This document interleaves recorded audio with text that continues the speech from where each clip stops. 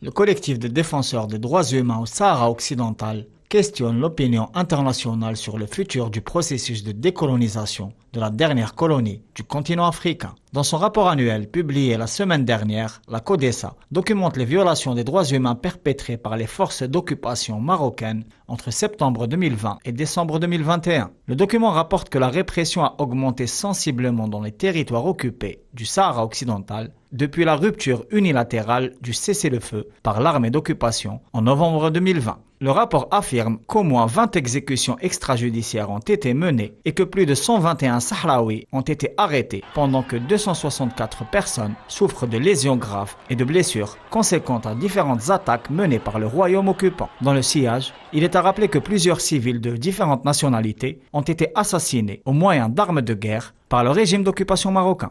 La situation des prisonniers politiques sahraouis est également soulignée. Des dizaines d'entre eux souffrent de mauvais traitements caractérisés dans les geôles marocaines. Le collectif rappelle également le pillage des ressources naturelles privant le peuple sahraoui de ses droits économiques fondamentaux, en plus de l'interdiction de toutes les missions de contrôle des droits humains dans les territoires occupés.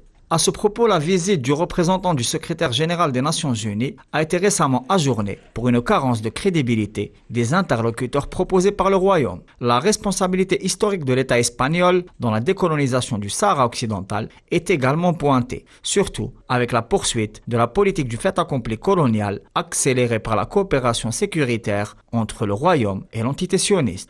Pour rappel, Human Rights Watch avait récemment épinglé Rabat sur plusieurs questions inhérentes aux violations des droits humains, atteinte à la liberté d'expression, répression et harcèlement contre journalistes et militants d'opposition incarcérés arbitrairement. Cette situation de pourrissement se conjugue à une conjoncture internationale très tendue et à une crise multidimensionnelle sans précédent qui traverse la monarchie, ce qui implique des risques grandissants d'implosion sociale à l'ombre de la montée de la colère populaire.